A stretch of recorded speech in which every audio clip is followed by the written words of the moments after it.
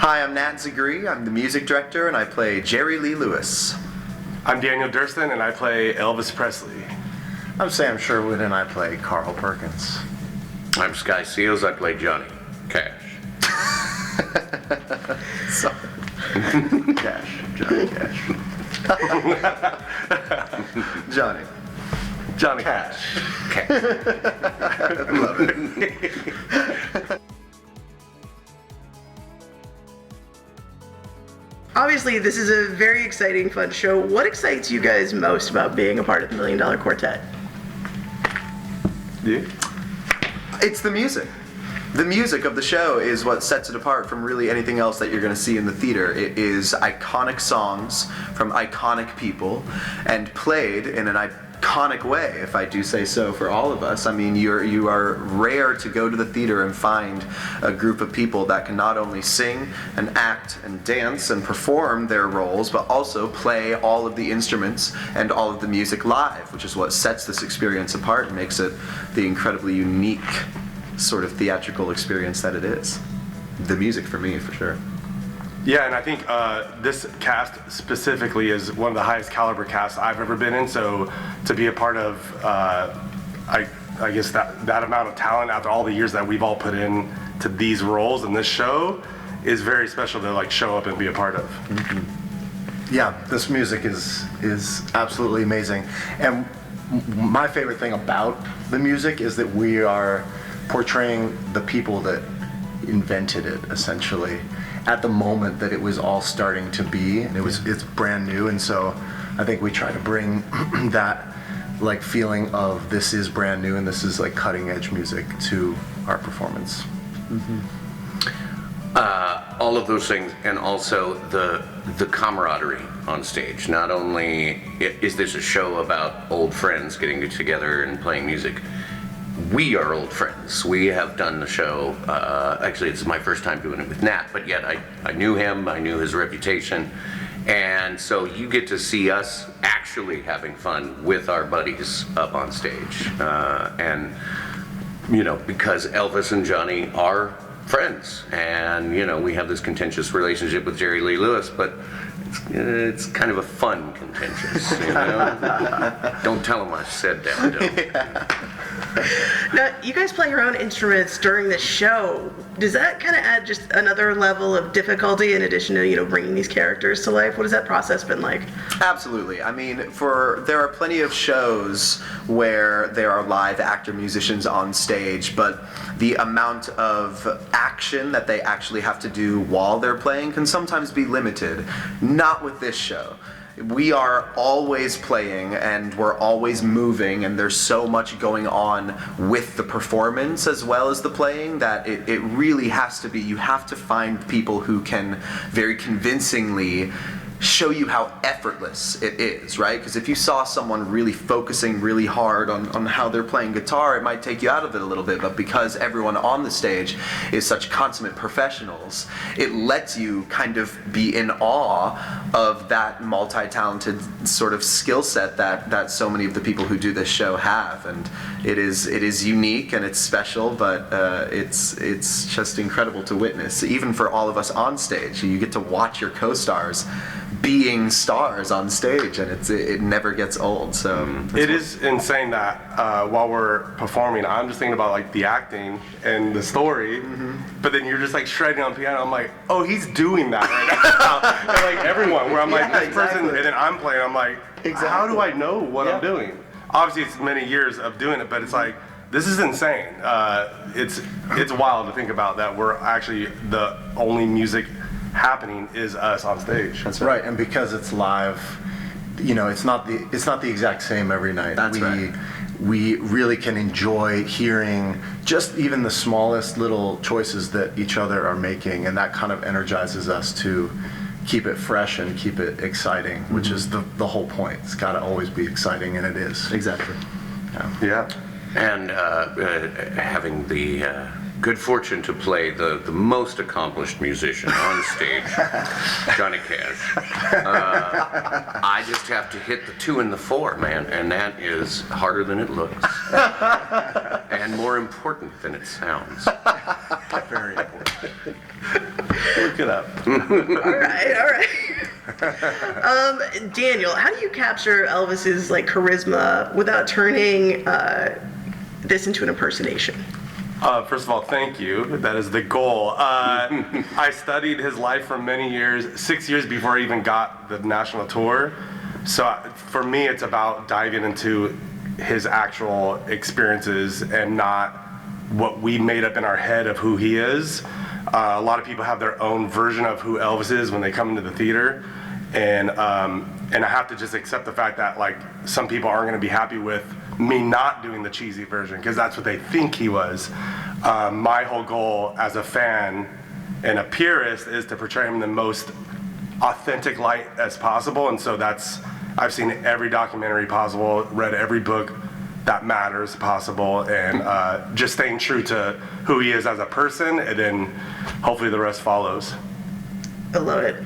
Nat, Jerry Lee Lewis is very clearly an explosive piano player. There's actually, I was looking at the production photos that they have of the show, and there's a shot where you are literally in midair playing the piano. And I'm like, I had no idea I hadn't even caught that. That was impressive. How do you like sustain that level of high throughout the whole show? A good pasta dish before helps, you know. No, it's for me. I mean, I've always been an energetic person, so I have a natural amount of energy that serves me in this role pretty well. But it's also about the adrenaline and the commitment to that level of energy that this character has, or at least how I portray him. Right? You know, it's important to me to stay consistent to show that rock stars like this really did have this stamina. I mean, whether or not you were going to see Elvis in the 50s or in the 70s, in order to stand on that stage, and this goes for any pop star that you're seeing today, Taylor Swift, Harry Styles, no matter who it is, in order to have that stamina to be on stage for 2-3 hours, you have to be able to give all that you can. And it's my commitment to give everything that I have every single time we go on stage, because that's what the audience deserves. Let me just say, I think it's amazing that the photographer captured your feet on the ground.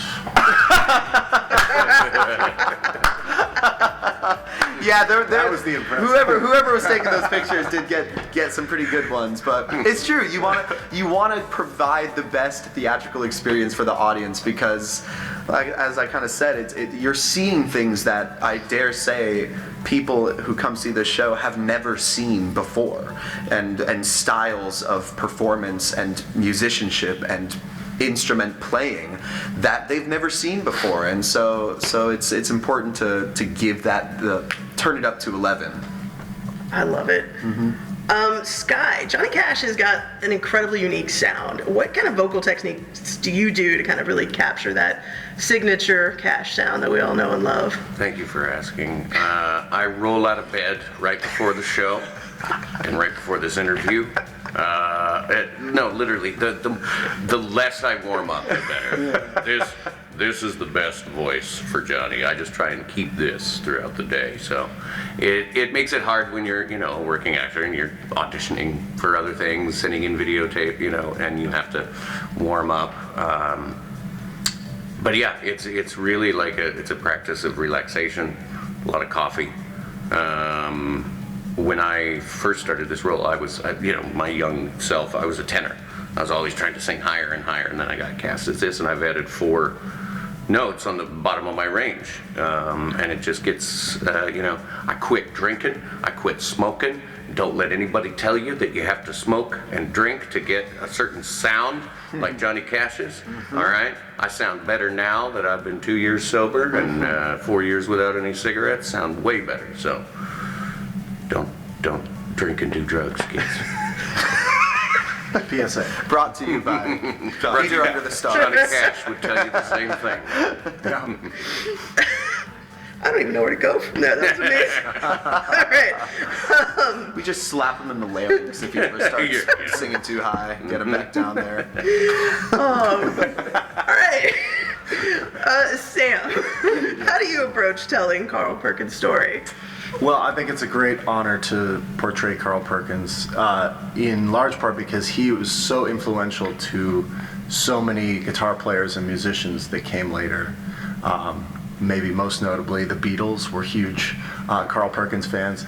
And this show is actually the portrayal of a Carl Perkins recording session, which you may or may not know. That is kind of what set this whole thing into motion. He was there recording the song Matchbox, which is why Matchbox is kind of like this rockabilly anthem, because that was the song that they recorded the day that these four were all in the same room together.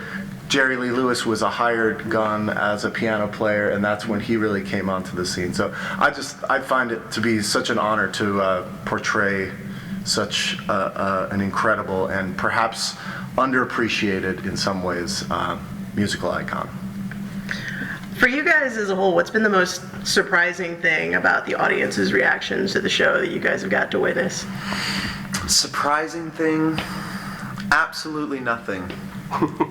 They are reacting exactly how I would expect them to react, if I'm going to be entirely honest. And I know what you might be thinking, Nat, that's a pretty confident answer that you're giving us right now. Yes, it is, Houston, because we provide something that you really can't access on any given sort of theatrical night. You know, this is such a special sort of show.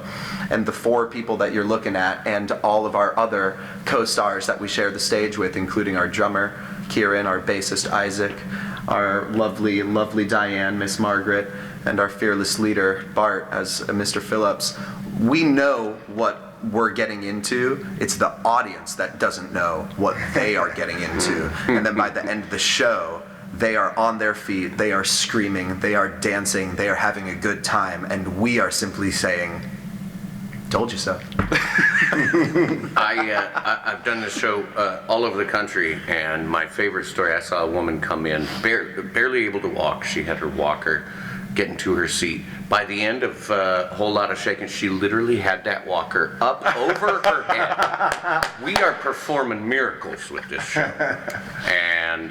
Or your money back. Or your money back. But jokes aside, that is the most special thing about this experience. I think probably for all of us is to get to look out and see people who both were alive during this era and maybe in their teenage years, their formative years, who get to relive these memories and experiences, but also getting to see the younger generations experience it for the first time, discover this music, and see them reacting in the same way maybe their grandma and grandpa were about 80 years ago. So it's pretty exciting every single night. Or for them to understand what their parents loved so much about, and to see their parents or grandparents in a whole new light, and see them as their younger selves is pretty cool too.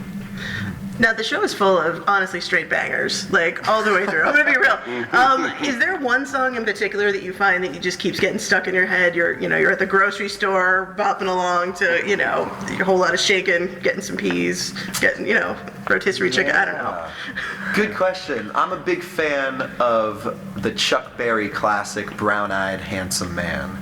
It's a Chuck Berry song that we all cover as the quartet, and then of course give a shout out to Chuck himself, one of the absolute true kings of rock and roll. And that song gets stuck in my head pretty easily. I love that. Not to mention it's the first time on stage when the whole quartet comes together and really jams for the first time, and emotionally and personally I really enjoy coming together and getting to connect with all of us for the first time. Yeah. And it's such, you're right, it's such a banger. That's probably mine. That's a cool one, because if you listen to the real recording, which you can, they hit Cowboy Jack Clement, who was an engineer at Sun Records, actually pressed record. They didn't set up microphones or anything, and you can hear the real session, which is in some ways more boring, because they're just kind of like, it's not really a play with a whole arc, a story arc and everything. But we're trying to do an interview over here. They jam to Brown-Eyed Handsome Man repeatedly throughout the night. I think they come back to it like 4 times. They keep coming back and doing like a verse or something and talking about it and stuff. So that's a cool element of that song. That's a great point, Sam. Yeah. Go ahead. Yeah. Of course. I'll tell you, Houston has a lot of trees that I didn't grow up around, and my allergies have been going crazy. Sky's favorite song is Walk the Line. No. Actually, no, you mentioned straight bangers, but my favorite song in the show is the quietest one, is Peace in the Valley. Amen. Is when we actually have like a little prayer among the five of us who sing. And we get to kind of have our own focus and you know, I recently had a death in my partner's family. Her dad just died this week, and so literally that night getting to sing that song to the heavens is really special for me. As far as songs stuck in my head, I think after doing this, I'm on 9 years now, where it's like you kind of learn to block it all out. Because when you go to the grocery store, they're playing these songs sometimes. So you're like, oh, I feel like I'll hear Folsom, and that's my entrance song. And I'm like, you're naturally like woken up to like, I gotta go get on stage. Yeah. And then I'm like, just chill and like buy your whiskey. But yeah, so songs don't really get stuck in my head anymore, but I guess if they do, it'd be like Riverside, which is also 4 of us in front of the microphone. I think because it's so fun to sing, and it's also part of the original, and to me it's very special. So that'll get stuck in my head once in a while. I like it. All right, well, I always end on this question. Why do you think Houston audiences need to come on down and see the Million Dollar Quartet? There's a lot of things. I'll put it this way. Dan, the artistic director of Tuts, one of our fearless leaders, on our opening night, he and I were talking afterwards, and he said that for the last 20 minutes of the show or so, he wasn't even watching the stage anymore because he was up there looking down, watching the audience. And he said, I have never in my entire career here seen the audience of Tuts react in the way that they were to this show. So I think if you are all looking for an experience that's going to make you feel in a way that perhaps you have not ever felt in the Hobby Center here, this is the show to do it in. I think you're really going to be blown away by what you come and witness. I would say whether people have seen the show or not, this is a special one because our director, Hunter Foster, the original Sam Phillips from Broadway, handpicked all this entire cast. So you're seeing people from national tours, cruise ships, original productions or whatever in different ways, all put together as like, I don't know, like the A-Team or whatever in a sense. And so you don't have to travel to New York to see it. You don't have to travel to certain places. It's here in Houston, and you could see this group of talent together for the first time in this entity, us together on this stage. And we only have 8 shows left? 7? 7. Get on it. Anything Also, you guys want? Carl takes his clothes off, so Stick around. Backstage. backstage before getting into costume. No, you're not going to want to miss it. The music is electric. Well, thank you guys so much. I really appreciate it, and I'm excited about seeing the show. Thank you very much. Thank you. Again, I want to give a shout out to these amazing performers. Thank you guys so much for talking with us today. I really appreciate all of y'all. Now, you guys out there need to get on down to Theater Under the Stars and check out the Million Dollar Quartet. The show is playing now through March the 1st, and you are not going to want to miss it. You're going to be singing, dancing in your seat. It's going to be such a fun time. I'm going to be there. I want you to be there. Tickets are on sale now at tuts.org. Come on down, see the show. Just enjoy this incredible evening for this incredible performance with these guys. I can't stress enough how much fun this show is. You're going to love it.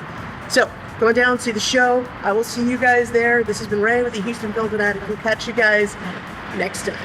Thank you guys so much for watching. We'll see you real soon.